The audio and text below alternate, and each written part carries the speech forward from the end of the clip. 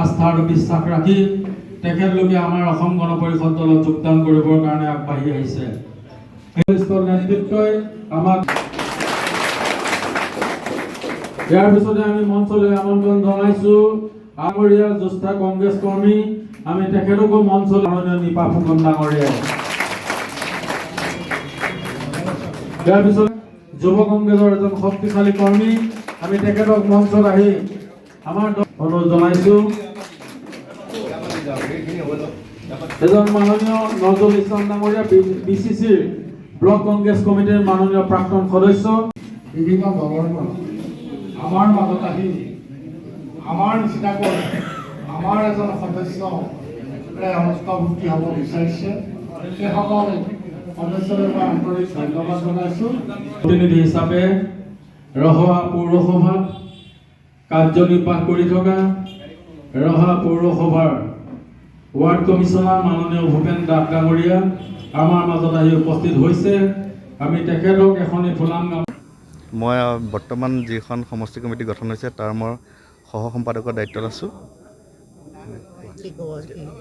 আজি আপোনালোকে দেখিছে আপোনাৰ আজি সমষ্টি কমিটি পুনৰ নতুনকৈ ৰিচাফল কৰা হৈছে। যথেষ্ট সংখ্যক লোকে আজি যোগদানো কৰিছে আৰু আমাৰ যিসকলে এতিয়া নতুনকৈ দায়িত্বভাৰ লৈছে আমি আশাবাদী তেওঁলোকৰ বলিষ্ঠ নেতৃত্বত আমাৰ ৰহা সমষ্টিৰে আকৌ পুনৰ সেই ঘূৰি অহা দিনবোৰ আগত আপোনালোকে জানে যে আমাৰ ৰহা সমষ্টি অগপৰ ভেটি গতিকে দুৰ্গ হয়। গতিকে আকৌ আমি বিষ্ণুদাস ডাঙৰীয়াৰ নেতৃত্বত আমাৰ ৰহা সমষ্টিৰ পুনৰ উন্নয়ন হ'ব বুলি আমি আশাবাদী। হয়, কংগ্ৰেছ দলৰ পৰা আহিছে। আপোনাৰ কংগ্ৰেছ দলৰ আপোনাৰ ব্লকৰ যিসকল নেতৃত্বত আছিলে তেওঁলোকৰ যথেষ্ট সংখ্যকে আজি যোগদান কৰিছেহি আৰু আপোনাৰ সমষ্টি তেওঁলোকৰ যিখিনি বুথৰ আছিলে বুথৰ যি সভাপতি সম্পাদকৰ দায়িত্বত আছিলে তেওঁলোকে আজি যোগদান কৰিছে।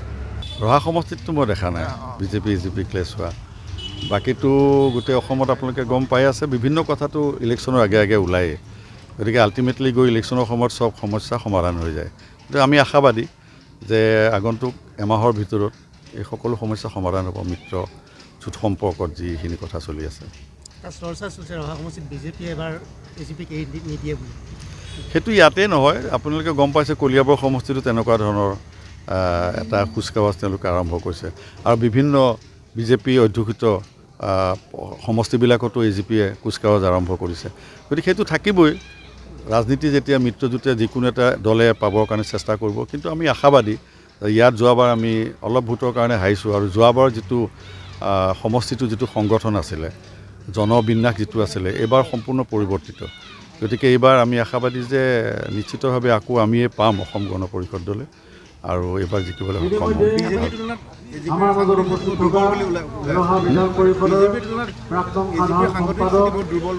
শুনক, সাংগঠনিক স্থিতি যোৱাবাৰ 21 চনত আপোনালোকে প্ৰত্যেকজনে জানে, আপোনালোকে একোজনে বিজ্ঞ ইয়াৰে সাংবাদিক। 21 চনত আমাৰ সাংগঠনিক পৰিস্থিতি ইয়াতকৈ বহুত বেছি দুৰ্বল আছিলে আৰু 21 চনতে আমি 7,000 মান ভোট পালে আমি জিকি গ'লোহেঁতেন।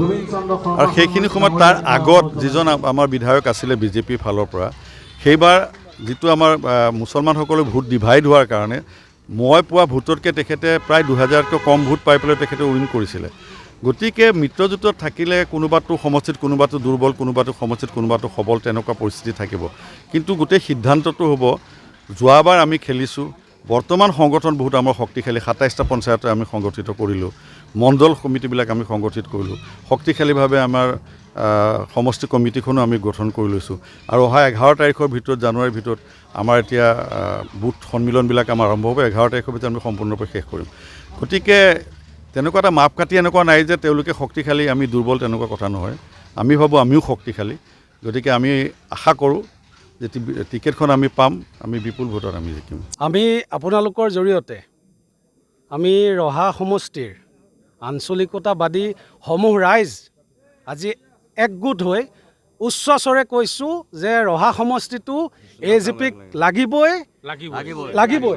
আৰু আমাৰ অতি জনপ্ৰিয় অতি শ্ৰদ্ধাৰ নেতা বিষ্ণু দাস ডাঙৰীয়াক আমি জিকামেই। যেনেকুৱা পৰিস্থিতিতেই নহওক গাঁৱে ভূঞে সকলো ওলাই আহিছে মাৰ বান্ধি।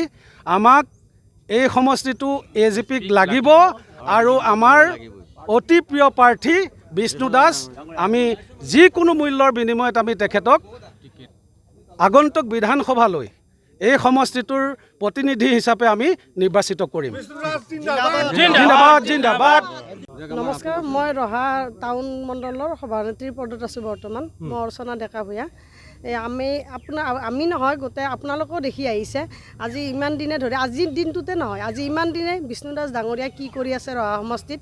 গতিকে আমি মোৰ লগতে আমাৰ গোটেই ৰহা সমষ্টিবাসীয়ে আমি বিষ্ণু দাস ডাঙৰীয়াৰ নেতৃত্ব প্ৰাৰ্থিত্ব গোটেইখিনি ইয়াত সম্পূৰ্ণৰূপে মানে বিচাৰোঁ। আমি বিষ্ণু দাস ডাঙৰীয়াক প্ৰাৰ্থিত্ব দিয়াটো AGP ফালৰ পৰা একদম সম্পূৰ্ণভাৱে বিচাৰিছোঁ সকলোৱে। আৰু আমি কেন্দ্ৰীয় সমিতিলৈ অনুৰোধ জনাইছোঁ। আৰু আমি তেখেতে প্ৰাৰ্থিত্ব পালে আমি তেখেতক বিপুল ভোটত জিকা এইটো মানে আমাৰ সকলোৰে মানে মনৰ মানে একদম পূৰা আশা আৰু একদম নিশ্চান্ত ভোট দি তেখেতক প্ৰাৰ্থিত্ব দিবই লাগিব। আমি দাবী আমাৰ দাবী আমাৰ মহিলা পৰিষদ বুলিয়ে নহয়, গোটেই ৰহা সমষ্টিৰ তৰফৰ পৰা আমাৰ দাবী বিষ্ণু দাস ডাঙৰীয়াক প্ৰাৰ্থিত্ব দিয়ক, বিষ্ণু দাস ডাঙৰীয়াক টিকট দিয়ক, আমি তেখেতক বিপুল ভোটত জিকাই আনিম।